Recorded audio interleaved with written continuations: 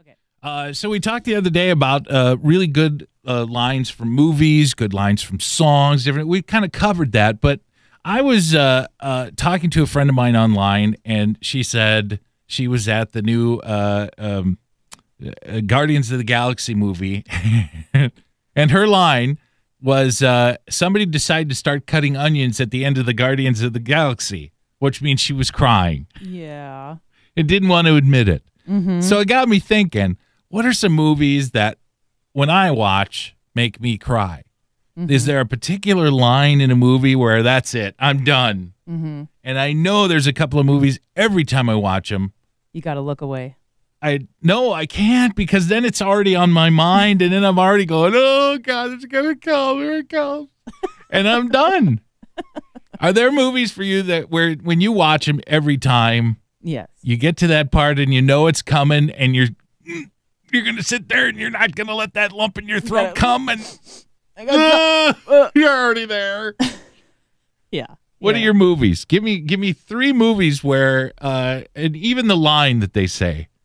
Well, the new one is Guardians of the Galaxy. You did it too. Yes. Yeah. Not to spoil it for anybody, but yes, if you haven't seen Guardians of the Galaxy 2 yet, yeah, the ending is a tearjerker. Okay. Oh my gosh. Yeah.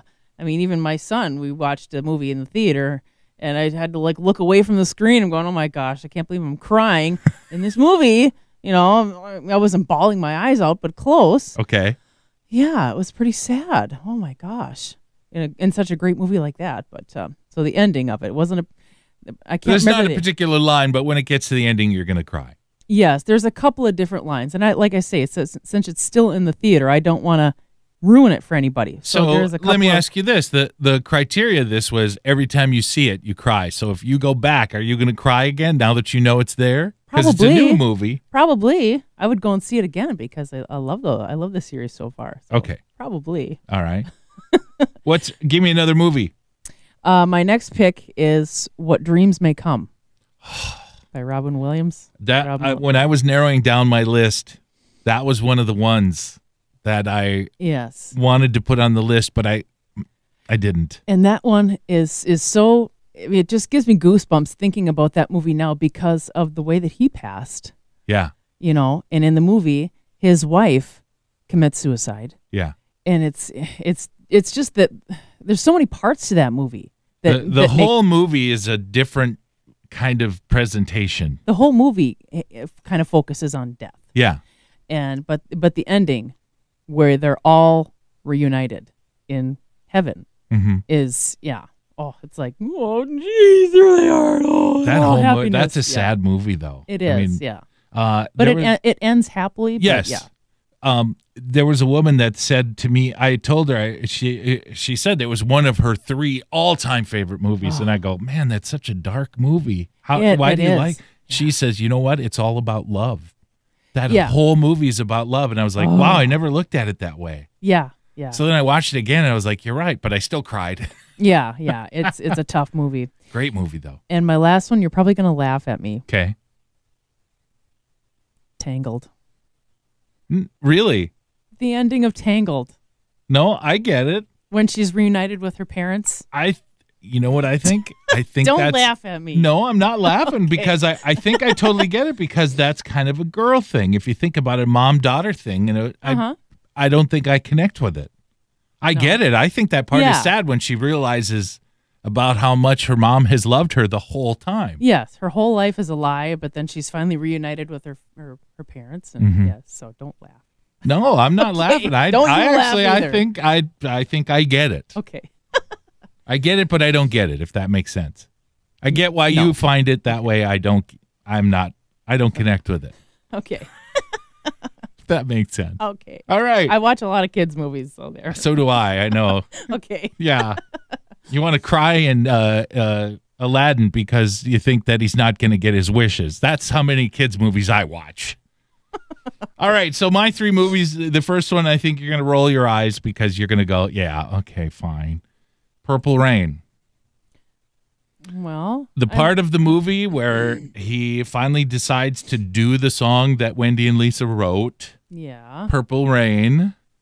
when he finally leans over, like he realizes that this is a good thing, that he's grown, and he leans over and he kisses Wendy. Oh. Oh man, I'm kind of tearing up right now just because it's like you can totally see the transformation just in the 3 minutes of the song that it takes to get to that part. You getting verklempt? I'm getting verklempt. It's a Wonderful Life. Oh, really? Yes. Okay. There's a part where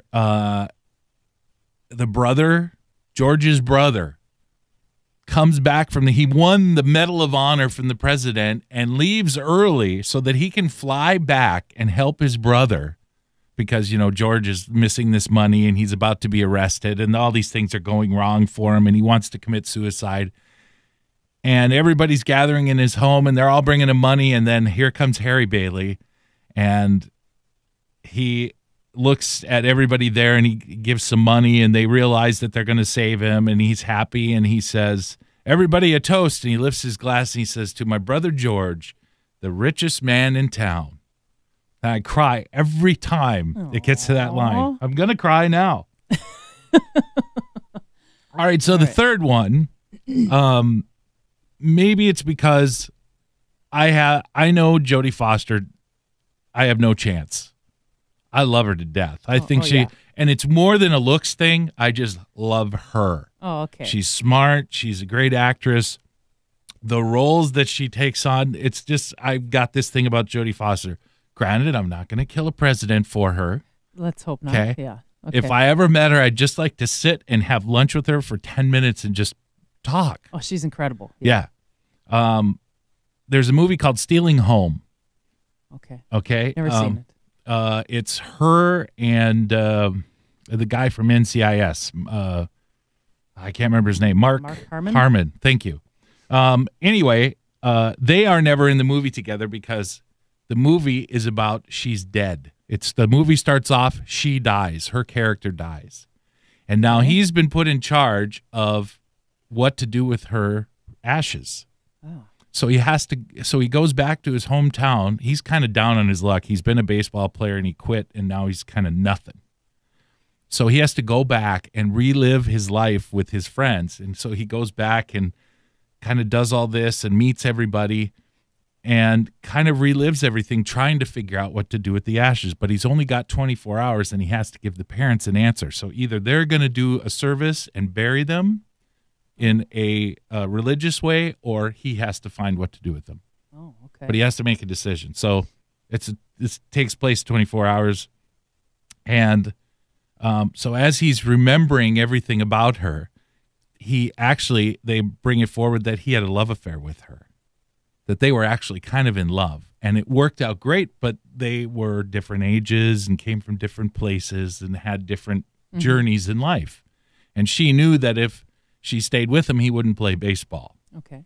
So the last time he ever saw her, she says, "I love you, Billy," and gives the arm gesture of this much. And it makes me cry every time I see that. Oh. Because my friend Lynn and I, we've been friends forever, and she did that to me.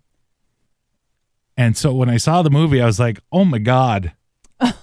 Same thing. Oh my gosh. Yeah. Had she ever seen the movie?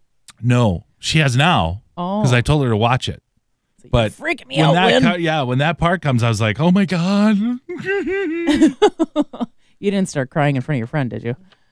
We cried in Beaches. See, I was going to take Beaches and put it in there too. We went and saw Beaches together, and we both are sobbing coming out of the movie because we totally saw ourselves in there. She's the smart one that went to college and now she's a computer programmer. And you're I went the music route, and she's very good looking and has her whole life under control. I'm like all over the place and music and all these weird things and meet weird people. So we totally identify with those characters. I'm just trying to picture you with red curly hair. Right? Yeah. So, okay. Yeah, I was an adorable younger little girl that smoked. Right. So